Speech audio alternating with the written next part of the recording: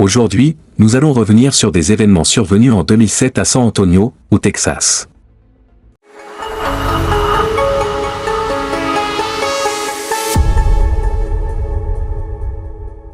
Amber Belkin, âgée de 25 ans, travaillait dans un magasin de jeux vidéo.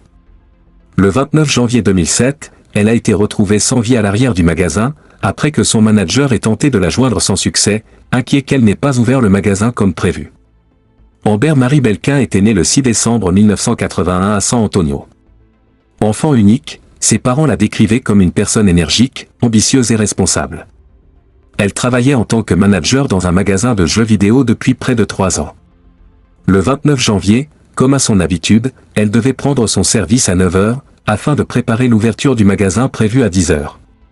Chaque matin, avant d'ouvrir la boutique, elle se rendait à la banque pour y déposer l'argent conservé dans un sac la veille. Cette procédure visait à éviter de garder une grosse somme d'argent sur place.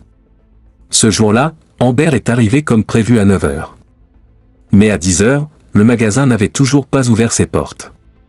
Plus tard dans la journée, vers minuit, le manager régional a contacté un responsable d'un autre magasin de San Antonio, Mariano Rivera, et lui a demandé de se rendre sur place. Amber n'avait pas déposé l'argent comme prévu et ne répondait pas non plus aux appels téléphoniques, ce qui a suscité des inquiétudes. Arrivé sur les lieux, Rivera a remarqué une voiture blanche qui ressemblait à celle d'Amber. Les portes du magasin étaient fermées, et en regardant à travers la vitre, il n'a vu personne. Il a frappé à plusieurs reprises, mais sans réponse, il est reparti. 2 heures plus tard, il est revenu vérifier à nouveau. En regardant à travers la fenêtre, Rivera a aperçu Brandon, l'assistant d'Amber. Il a frappé à la porte, et Brandon lui a ouvert. Rivera lui a demandé s'il avait vu Amber, ce à quoi Brandon a répondu par la négative. Il a ajouté qu'à son arrivée, il avait trouvé le magasin en désordre, de l'argent, des CD et des documents étaient éparpillés au sol. Rivera s'est alors dirigé vers l'arrière du magasin, où il a fait une découverte macabre. Le corps d'Amber gisait au sol, face contre terre, un sac en plastique sur la tête. Plus tard, les médecins légistes ont déterminé que la cause de la mort était une strangulation. Rivera a immédiatement appelé les secours, et le magasin a été bouclé par la police. Les enquêteurs ont constaté qu'Amber n'avait pas eu le temps de déposer l'argent à la banque comme prévu. Le sac contenant la somme avait disparu, laissant penser à un vol. Il est probable qu'elle ait été attaquée par surprise, puis tuée afin d'éliminer un témoin. L'analyse du déroulement de sa journée a permis d'établir que le crime avait eu lieu entre 9 h et 10 h. Malheureusement, le magasin ne disposait pas de caméras de surveillance, ce qui a compliqué l'enquête. La police a alors dû se baser sur d'autres types d'indices. Les premiers interrogés furent Mariano Rivera et Brandon Bill, les 2 hommes présents lors de la découverte du corps. Ils ont décrit les circonstances de leur arrivée et les faits observés sur place. La direction du magasin a signalé que 2 000 $ manquaient, ainsi que plusieurs CD de jeux et 3 ou 4 consoles PlayStation. Les pertes totales s'élevaient à environ 6 000 $. La police a interrogé les employés des établissements voisins, mais aucun n'avait vu ou entendu quoi que ce soit. Tandis que les autorités procédaient à l'enquête sur les lieux, les médias ont commencé à relayer l'affaire à travers toute la ville. Le père d'Amber, Randy Belkin, a appris la nouvelle à la télévision. Lorsqu'il a vu l'adresse du magasin, il s'est précipité en voiture. Sur place, un détective lui a confirmé que la victime était sa fille. Peu après, la mère d'Amber, Lelia, est également arrivée. En voyant les yeux de son mari, elle a immédiatement compris que leur unique enfant n'était plus en vie. L'examen de la scène a permis aux enquêteurs de conclure que l'agresseur avait probablement quitté les lieux par la porte arrière, ce qui expliquerait pourquoi personne ne l'avait vu. Un autre élément troublant, le suspect connaissait manifestement le fonctionnement du magasin. Il savait que l'argent était transféré à la banque entre 9 h et 10 h, et connaissait également l'absence de caméras de surveillance. Ces informations semblaient accessibles uniquement à un employé actuel ou ancien. Le premier suspect sérieux fut Brandon Bill, l'assistant d'Amber. Il connaissait parfaitement les habitudes du magasin et était déjà à l'intérieur lorsque Rivera est venu vérifier. Lorsqu'il est arrivé ce jour-là, il savait que le magasin aurait dû être ouvert depuis plusieurs heures. Malgré cela, il a utilisé sa clé pour entrer, a refermé la porte, a constaté le désordre, mais n'est pas allé à l'arrière pour vérifier si Amber était là. En interrogeant la direction, les enquêteurs ont appris qu'Amber n'était pas satisfaite du travail de Brandon. Elle avait même exprimé à sa mère son intention de le faire renvoyer, soulignant son manque de ponctualité et la mauvaise exécution de ses tâches. Les policiers ont donc obtenu un mandat pour fouiller la voiture et le domicile de Brandon, espérant y retrouver les objets volés. Aucune preuve incriminante n'a été trouvée. Interrogé, Brandon a affirmé être arrivé au magasin vers 14 h, surpris de voir qu'il était encore fermé. Il a utilisé son badge pour entrer, pensant qu'Amber n'était pas là, et en découvrant le désordre, il a supposé qu'un cambriolage avait eu lieu. Il a reconnu avoir eu des différends avec Amber, mais ignorait qu'elle envisageait son renvoi. Son alibi pour la matinée du 29 janvier a été confirmé par son entourage. Après avoir réussi un test au détecteur de mensonges, il a été retiré de la liste des suspects. Un mois s'est écoulé sans nouvelle avancée. Les enquêteurs craignaient que l'affaire ne reste non résolue. Les parents d'Amber ont alors lancé un appel au public via les médias, incitant toute personne disposant d'informations à se manifester. Une récompense de 100 000 $ a été offerte, dont 95 000 versés par l'employeur d'Amber. Des tracts ont été distribués dans toute la ville de San Antonio. Malgré ces efforts, l'enquête n'a pas progressé pendant les 7 semaines suivantes, jusqu'au jour où un appel anonyme a tout changé. Un homme, qui s'est présenté sous le nom de Joe, a contacté la police. Il a déclaré au détective en charge de l'affaire qu'il connaissait l'identité du meurtrier d'Amber. Selon lui, il s'agissait de Giovanni Rivera, un jeune homme de 22 ans. Lorsqu'on lui a demandé sur quoi reposait cette affirmation, il a expliqué qu'il travaillait avec Giovanni dans la même entreprise qu'Amber. Le jour du crime, Giovanni Rivera a contacté un certain Joe pour lui proposer de participer à une fraude. Le choix du magasin n'était pas aléatoire. Giovanni voulait viser précisément le magasin où travaillait Amber, car il savait qu'il n'y avait pas de caméra de surveillance. Le détective a alors demandé à Joe s'il avait accepté la proposition de Giovanni et participé au plan. Joe a répondu que non. Si ce témoignage est exact, cela confirmerait l'hypothèse initiale des enquêteurs. Le crime avait été commis par quelqu'un qui connaissait parfaitement les habitudes du magasin.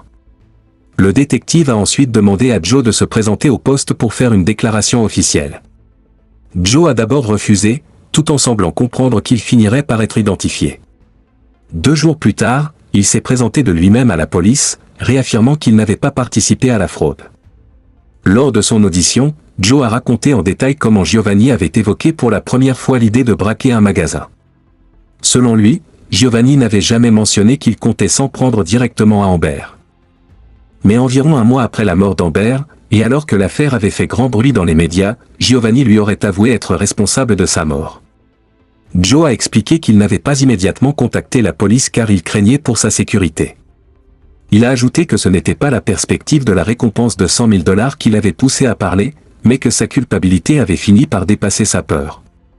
Même si ce témoignage ne suffisait pas, à lui seul, à obtenir un mandat d'arrêt contre Giovanni Rivera, cela n'a pas empêché le détective de convoquer Rivera pour l'interroger. Il est important de noter que Giovanni Rivera n'a aucun lien familial avec Mariano Rivera, le manager qui avait découvert le corps. Il s'agit simplement d'une coïncidence de nom. Lors de l'entretien avec le détective, Giovanni a nié toute implication et a accusé Joe de mentir. À un moment, il a même refusé de répondre à d'autres questions. Faute de preuves solides, la police a été contrainte de le relâcher. Par la suite, Giovanni a déménagé avec sa famille à Laredo, au Texas, une ville située à la frontière avec le Mexique. Les enquêteurs craignaient qu'il ne tente de fuir à l'étranger.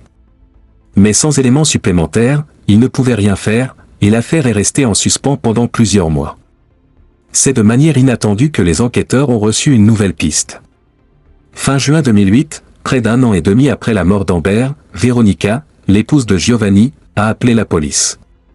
Elle a affirmé que son mari l'avait agressée, menaçant ses enfants et elle-même avec une arme. Surtout, elle a déclaré que Giovanni lui avait avoué avoir tué Amber Belka. Le détective chargé de l'enquête s'est immédiatement rendu à Laredo pour interroger Veronica. En personne, elle a expliqué qu'elle avait commis une erreur en épousant Giovanni. Elle était encore lycéenne lorsqu'elle était tombée enceinte, et sous la pression familiale, elle avait accepté de se marier. Après leur mariage, Giovanni a progressivement montré un comportement abusif. D'après Veronica, lorsqu'il désirait des rapports intimes et qu'elle refusait, il l'y contraignait par la force. Elle a aussi révélé que le jour où Giovanni avait été convoqué au poste de police, il était revenu très nerveux. Il lui avait alors proposé de quitter immédiatement la ville. Ils avaient rassemblé leurs affaires et avaient quitté San Antonio dans la journée. Pour elle, ce départ précipité était la preuve que son mari avait des choses à cacher. Un jour, elle a trouvé le courage de lui poser la question, était-il impliqué dans la mort d'Amber Belkin? Giovanni lui aurait répondu qu'il était bien responsable, affirmant qu'il l'avait fait parce que sa famille avait besoin d'argent pour payer le loyer. Lorsque Veronica a demandé le divorce, Giovanni a réagi avec violence. Il l'a contrainte à monter dans sa voiture, l'a emmenée dans un endroit isolé, et là, il l'a menacée avec une arme. Il lui a ordonné d'entrer dans une pièce, l'a suivie, puis l'a agressée sexuellement. Ensuite, il lui a remis le pistolet et lui a dit de le tuer. Veronica a refusé. Giovanni lui a alors dit que s'il restait en vie, il éliminerait non seulement elle, mais aussi leurs enfants et ses proches. Elle lui a demandé de penser à leurs enfants et à ce qu'ils deviendraient s'ils perdaient leurs deux parents. Ce discours semble l'avoir temporairement apaisé, et ils sont rentrés chez eux le soir même. Le lendemain matin, Giovanni lui a annoncé qu'il allait disparaître. Dès qu'il est parti, Veronica a contacté la police pour leur rapporter ce que son mari lui avait avoué. La police disposait désormais de 2 témoignages, celui de Joe, et celui, capital, de Veronica. Un mandat d'arrêt a été délivré contre Giovanni Rivera. Mais entre-temps, il avait déjà franchi la frontière et s'était réfugié au Mexique. 6 semaines plus tard, il a finalement été localisé et arrêté dans la maison d'un proche. Les autorités mexicaines ont accepté de l'extrader vers les États-Unis, à condition qu'il ne soit pas poursuivi pour une peine de mort. Les procureurs américains ont accepté ces conditions. Une fois les formalités complétées, Giovanni a été remis aux autorités américaines. Son arrestation a été un soulagement pour les parents d'Amber. Le 7 avril 2008, Giovanni Rivera a été à nouveau interrogé.